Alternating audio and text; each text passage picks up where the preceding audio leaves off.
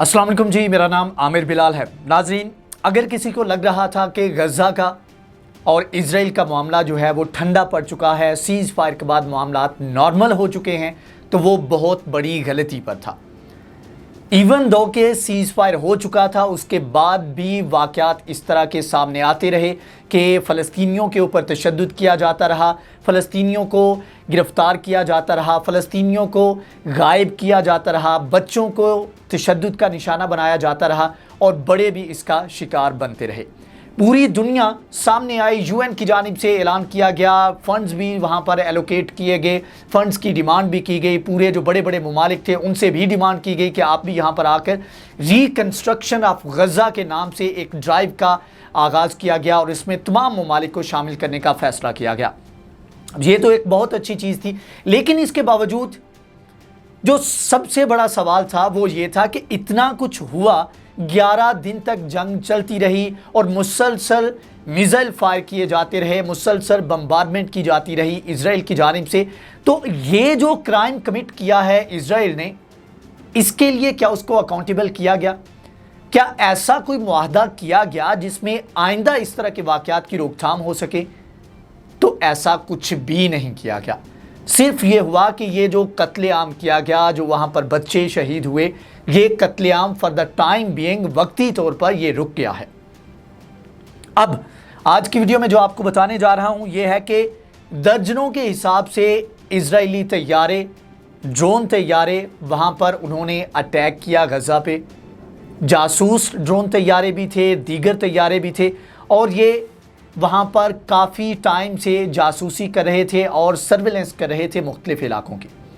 जिसका जवाबी जो है वो वार किया गया हमास की जानिब से और इनमें से कुछ तैयारे जो थे उनको गिराया भी गया। इसमें कुछ 3 के करीब इलाके हैं। कुद्स प्रेस जो कि गज़ा के तमाम तरह जो एरिया है, इवन के फ़लस्तीन का जो इलाका है और फ़लस्तीन के अंदर और इजराइल से रिलेटेड जो इजरायली मुजालम करते हैं उससे रिलेटेड तमाम तर जो ख़बरें हैं वो अल-कुद्स प्रेस जो है वहाँ पर ये सारी जो है वो रिलीज़ की जाती हैं और ऐसे समझ लें कि ये हमास का या गज़ा का जो है ऑफिशियल एक न्यूज़ का जो है वो कह लें कि जरीदा कह लें इसको। इसके मुताबिक 3 इलाकों के अंदर ये एक्टिविटी देखने को मिली जहाँ पर ये आए और ये एक कह लें कि सीज़ फायर के बाद से ये सबसे बड़ी खिलाफ वर्जी जो है वो की गई है। अब यहाँ पर अगर मामलात ख़राब होते हैं तो कहा यह जाएगा जी अग्रेसर जो है वो हमास थी और ये राइट टू सेल्फ डिफेंस जो है वो इजराइल का है, इसलिए जी ये मजलूम जो हैं वो यहूदी हैं और दूसरे जो हैं वो जालिम हैं और उन्होंने ये सारा प्रोवोक किया और ये तमाम तर खराबी की वजह भी वो बने। इंटरनेशनल मीडिया के ऊपर बाद में ये चलेगा। अब दिन ब दिन इस तरह के वाक़यात सामने आ रहे हैं जहाँ पर इजरायली जो हैं वो बच्चे जो हैं उनको भी कत्ल कर रहे हैं, लेकिन इंटरनेशनल मीडिया के ऊपर आपको इसके ऊपर कोई भी खबर नज़र नहीं आएगी। वो खबर तभी नज़र आएगी जब कोई बड़ी जंग होगी या कोई बड़ा हादिसा सानहा या वाक़या पेश आएगा। अब जी कुछ प्रेस के मुताबिक अल शजाया ये एक इलाका है, अल जैतून और अल सबरा का ये इलाका है। ये 3 इलाके हैं जहाँ पर ये इजरायली तैयारे आए। ये तकरीबन आधे से पौना घंटा इन्होंने एयर स्पेस की वायलेशन की, जिसके ऊपर हमास की जानिब से फौरी तौर पर जवाब दिया गया और 2 के करीब तैयारे जो हैं उनको गिरा दिया गया। ये ड्रोन तैयारे जो हैं ये वहाँ पर जासूसी भी कर रहे थे और पॉसिबली अटैक भी कर सकते थे। इसके बाद से सूरत हाल ये है कि इस वक्त वहाँ पर गज़ा के अंदर हाई अलर्ट जारी कर दिया गया है कि पॉसिबली जासूसी की गई, इसके बाद कोई बड़ा अटैक ना किया जाए। तो तमाम जो शहरी हैं, तमाम जो फ़लस्तीनी हैं उनको कहा गया है कि अपने आप को थोड़ा सा एक्टिव रखें, निगरानी करें अपने इर्द गिर्द की। इस तरह की कोई एक्टिविटी होती है उसके बारे में तमाम तर जो वहाँ पर फोर्सेस हैं उनको आगाह किया जाए और अपने घरों की खिड़कियों को बंद रखा जाए ताकि इस तरह के किसी भी नाखुशगवार वाक़े से बचा जा सके। अब ये सूरत हाल है। दूसरी तरफ अमेरिका बहादुर है और 11 दिन की बम्बारमेंट के बाद हज़ारों के हिसाब से मिसाइल फायर किए गए आयरन डोम की जानिब से। आयरन डोम जो कि डिफेंस सिस्टम है, ऑटोमेटिक है और जब भी पता लगता है कि कोई मिसाइल आ रहा है या कोई इस तरह की ड्रोन आ रहा है तो ये ऑटोमेटिक वे में ये वहाँ पर मिसाइल फायर करता है। अब इतने मिसाइल फायर किए कि जो स्टॉक था, जो ज़ख़ीरा था वो ख़त्म हो गया। अमेरिका से दरख्वास्त की गई कि जी ये हमारा ज़ख़ीरा ख़त्म हो गया है, आप इसको भर दें। तो अमेरिका ने कहा कि भाई हम हाजिर हैं, आप डिमांड करें, आप रिक्वेस्ट करें, हम तो हमेशा से आपकी मदद करते आए हैं, हम मज़ीद आपकी मदद करेंगे। तो अगर किसी को लगता है कि अमेरिका या जो बाइडन जो है वो थोड़ा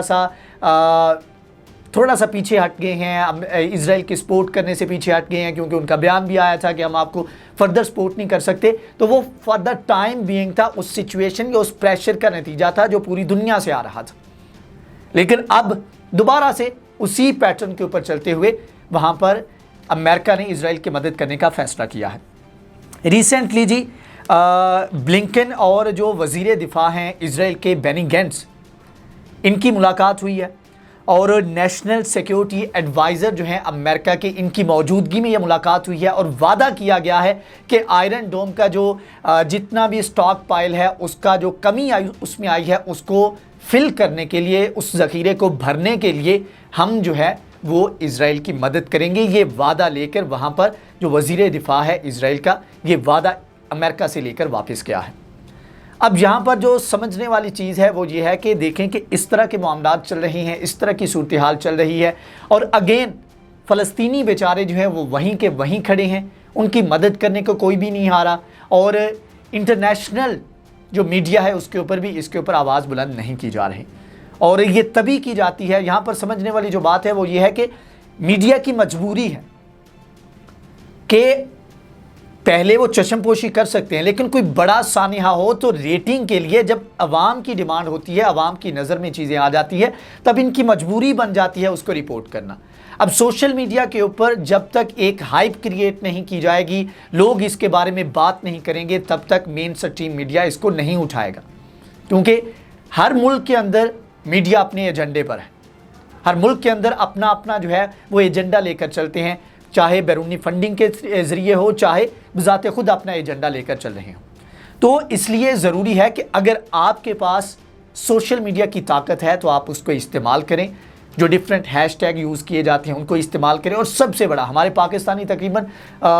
कुछ लाख हैं जो कि ट्विटर इस्तेमाल करते हैं, ट्विटर के ऊपर एक्टिव हों, क्योंकि पूरी दुनिया के जो वर्ल्ड अफेयर है वहाँ पर बड़े बड़े जो लीडर हैं पूरी दुनिया के, वो यहीं पर आकर अपने दुखड़े रोते हैं और यहीं से फिर आगे ख़बरें निकलती हैं और मेन स्ट्रीम मीडिया के ऊपर आती हैं। सोशल मीडिया के दीगर प्लेटफॉर्म्स लाइक फेसबुक, इंस्टाग्राम और व्हाट्सएप के ऊपर ये सारी चीज़ें जो है सर्कुलेट करती हैं। तो असल माखज़ जो है वो ट्विटर है, यहाँ पर एक्टिव होना चाहिए, अपने फ़लस्तीनी भाइयों के लिए आवाज़ बुलंद करनी चाहिए, ताकि एक कंक्लूजन निकले, एक जो है कंक्रीट किस्म का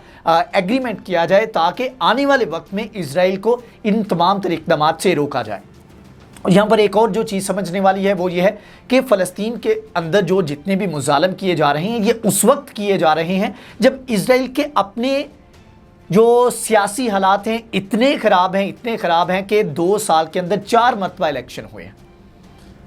और मज़ीद हालात जो है, मतलब कि तारीख़ का सबसे बड़ा बहरान है, उसका से जो सियासी बहरान है उससे इस वक्त इजराइल गुजर रहा है। लेकिन जो मिलिट्री है उनका एजेंडा जो है उसके ऊपर कोई कंप्रोमाइज़ नहीं हुआ, वो उसी तरीके से अपने इक़दाम जो उन्होंने करने हैं, जो जुल्म ढाने हैं, जो उन्होंने वहाँ पर कब्ज़ा करना है फ़लस्तीनियों की ज़मीन पर, वो उसके ऊपर कब्ज़ा कर रहे हैं। तो ये इस तरह से जिन्होंने काम करने होते हैं, जिन्होंने अपने मकसद के लिए निकलना होता है, वो इस तरह चलते हैं। बहरहाल मुसलमानों के लिए एक लम्हा फ़िक्रिया है, हमारे लिए एक लम्हा फ़िक्रिया है कि हम अपने मुस्लिम भाइयों के लिए सिर्फ आवाज़ बुलंद कर सकते हैं। अमली इक़दाम हमने बहुत कम किए हैं। आज की वीडियो से इतना ही। अगर ये वीडियो आपको पसंद आई है तो इसको लाइक करें, शेयर करें, हमारे चैनल को सब्सक्राइब करें। नेक्स्ट वीडियो में हाजिर होंगे, तब तक के लिए अल्लाह हाफ़िज़।